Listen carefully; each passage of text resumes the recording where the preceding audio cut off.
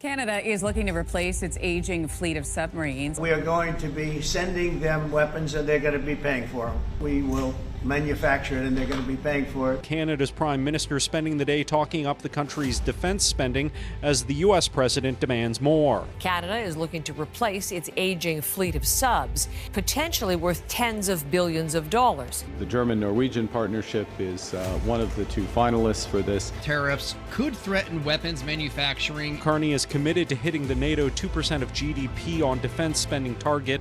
Breaking news in Washington. Donald Trump has gone on the attack, calling for Canada to transfer $20 billion in submarine contracts to American shipyards. A crucial defense pipeline connecting Norfolk's docks to Pittsburgh's steel mills collapsed as a result of Ottawa's resounding denial. The consequences were immediate. What had been a lifeline for America's defense industry was severed when Canada announced it would not finance any submarine hulls made in the United States. The Pentagon is currently working feverishly to contain a crisis that might threaten American naval power for months. Trump said that unfair trade practices and foreign favoritism were stifling America's defense industry. He insisted that American steel, labor, and technology were vital to national security and pledged to bring submarine building back to American shipyards. However, hostilities with Canada had been becoming worse. Washington placed tariffs on Canadian steel and aluminum that are essential to the manufacture of submarines earlier this summer. Infuriated, Ottawa responded with export curbs and quotas.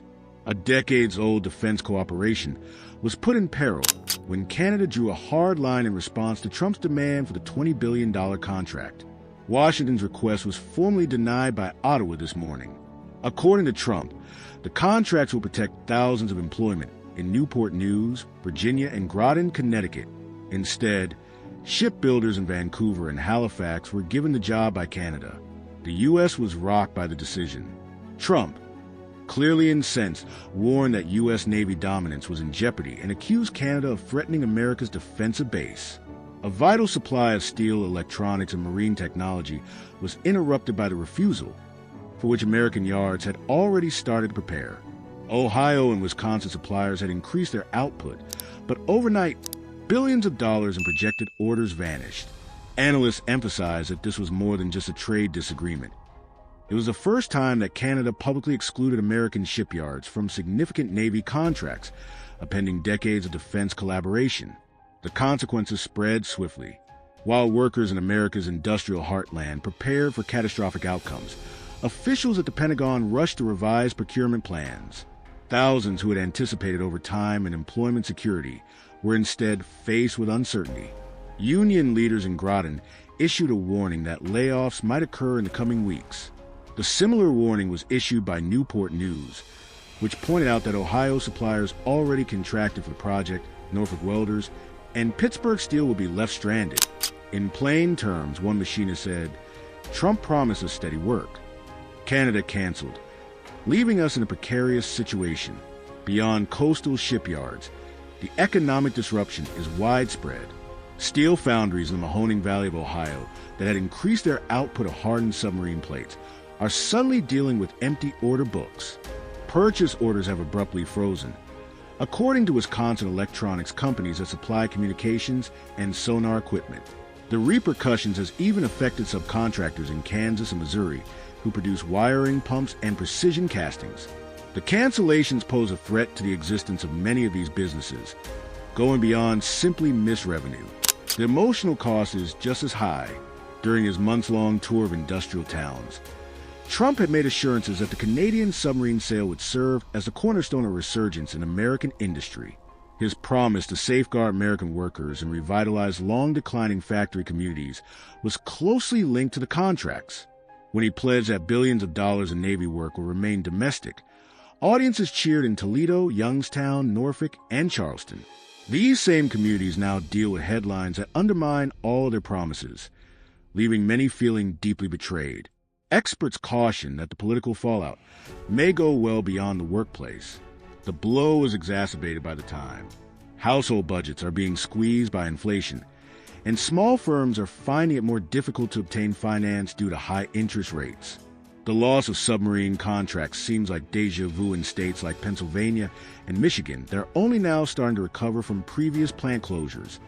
It's another wave of uncertainty slamming over towns that are still rebuilding. Local officials warn that jobless claims might increase by tens of thousands in a matter of months if immediate government assistance is not provided. Reactions in Congress followed well-known partisan lines. Trump supporters attacked Ottawa, saying Canada had betrayed them and undermined the arsenal of democracy. A Texas senator said Canada had decided to undermine U.S. security. Democrats, on the other hand, blamed the problem on Trump's own tariffs on Canadian steel and aluminum. Behind closed doors, however, both parties acknowledged the same fact. America's defense industry is suddenly facing a multi-billion-dollar hole that cannot be easily filled. According to insiders, Trump is furious and has accused Canada in private of supporting American enemies. He has made public threats of reprisal that include the removal of NATO facilities from Canada, increased tariffs, and limitations on cross-border defense contracts. However, ferocious rhetoric cannot alter the reality.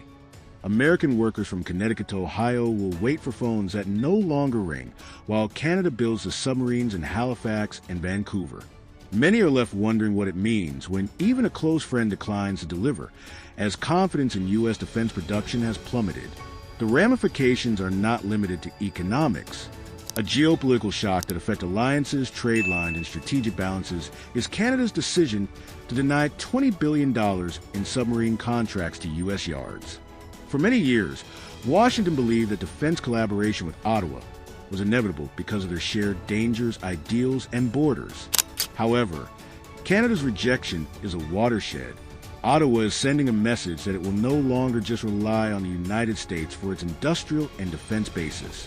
Rather, it is forging its own course, changing who owns cutting-edge naval technology and how international defense contracts are given out.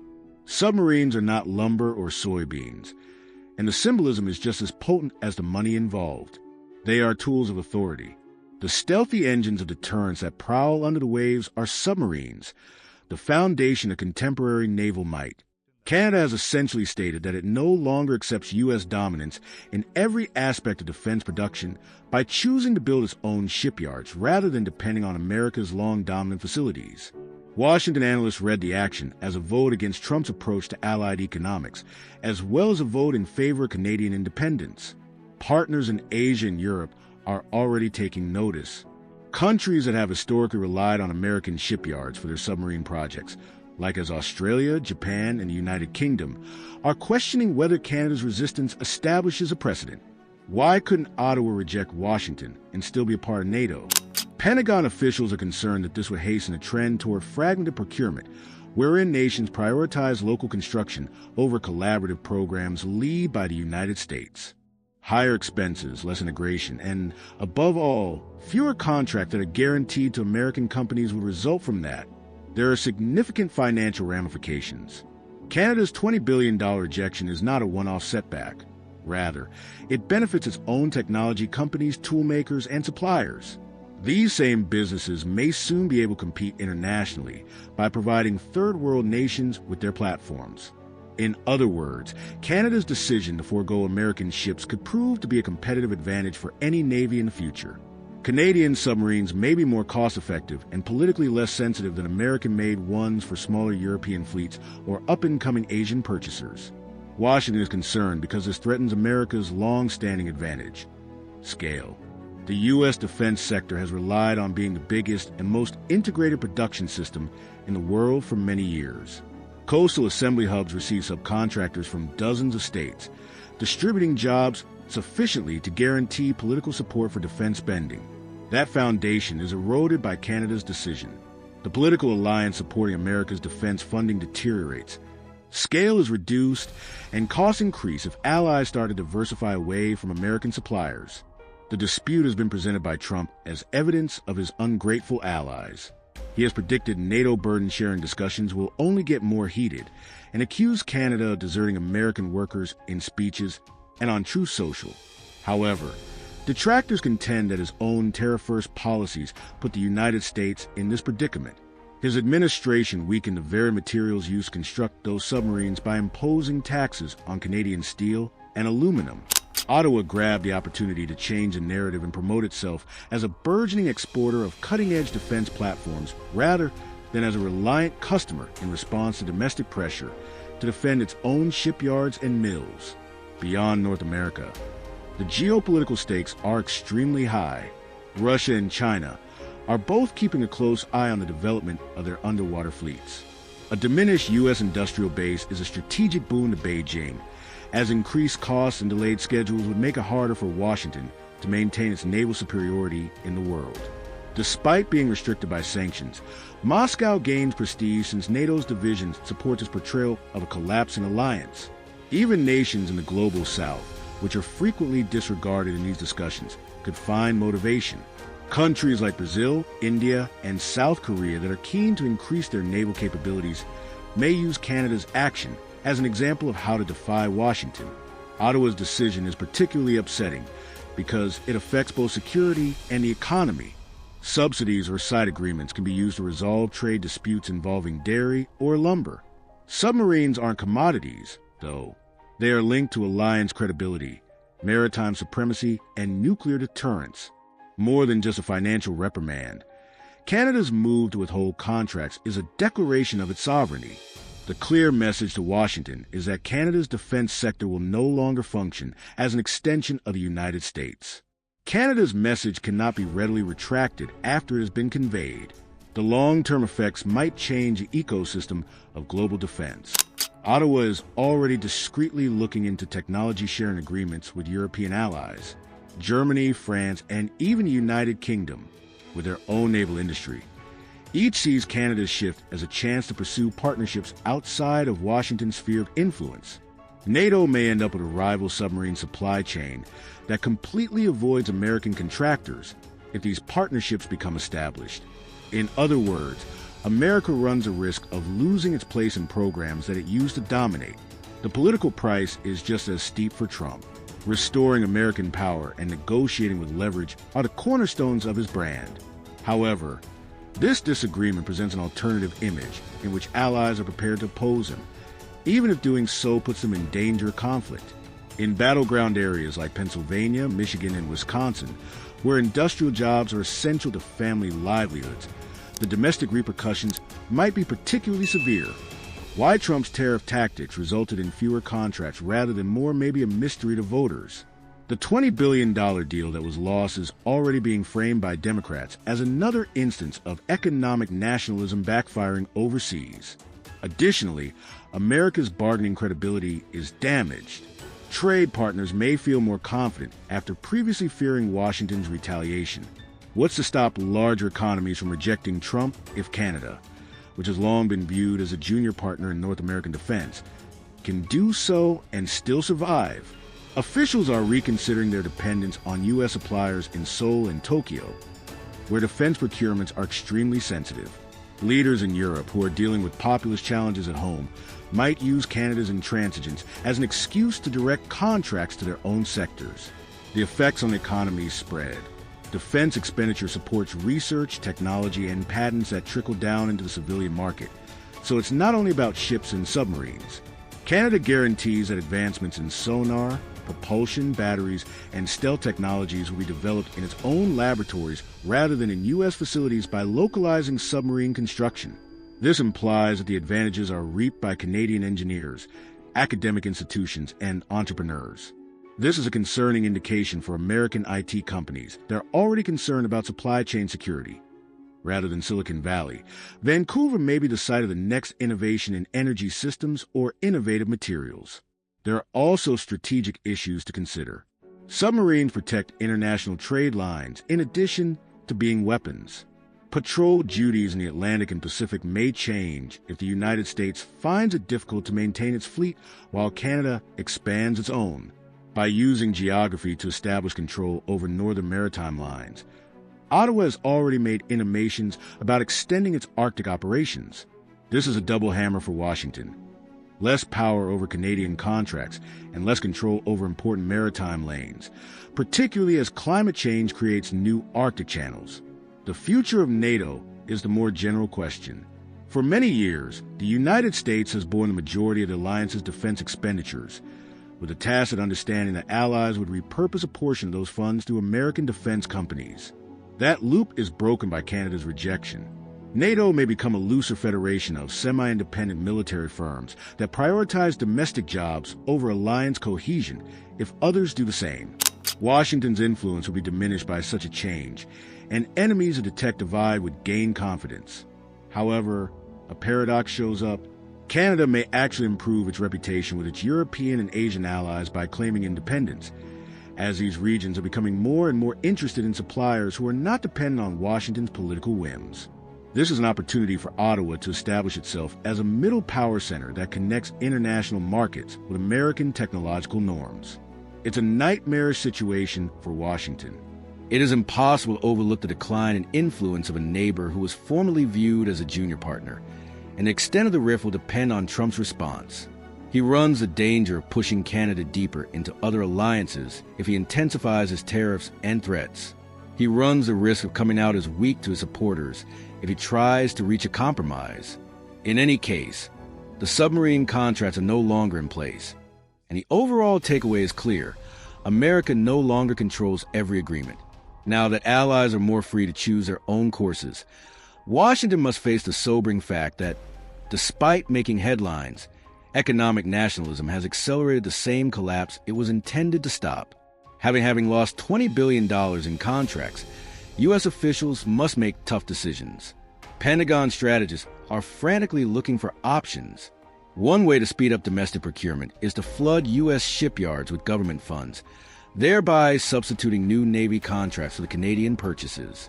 However, at a time when deficits are growing, that would come at a huge cost. Tens of billions more in taxpayer spending. Courting overseas purchasers in Asia or the Middle East is an additional choice. But these agreements require years to execute, and America's credibility has already been questioned. The political stakes are significantly higher for Trump. The image of American welders in Groton facing layoffs while Canadian workers in Halifax cut steel has put his claim that tariffs will protect American jobs and boost manufacturing to the test. His supporters are adamant that he would respond by imposing new cross-border trade restrictions and tariffs on Canadian defense products. Opponents argue that such actions would merely widen the gap and move Canada closer to its Asian and European allies. Industry experts warn of wider repercussions. U.S. defense companies would find it difficult to keep production lines operating at an efficient scale in the absence of Canada's orders. In addition to submarines, that would increase the cost of carriers, destroyers, and even civilian aerospace projects that use the same vendors. Consumers may ultimately bear the cost as a result of the outcome, which would affect the entire economy by making everything from battery systems in Michigan to commercial flights from Seattle more costly. The conflict accelerates the trend toward multipolarity on a global scale. Canada's defiance demonstrates to mid-sized economies that it is no longer impossible to challenge Washington. Leaders in Europe are already considering collaborative procurement initiatives that do not include American companies. Asian nations used to American hegemony are debating whether it's time to diversify their supply chains. Credibility is now more of a problem than contract alone. When Washington's own trade policies make collaboration politically poisonous, can it still demand allegiance? There are clear strategic ramifications. Already, America's underwater fleet is overburdened in the Arctic, Atlantic, and Pacific. As competitors advance, any production halt or canceled purchases from allies erodes deterrence. Russia is investing in cutting-edge underwater technology in spite of sanctions, while China is rapidly growing its submarine force.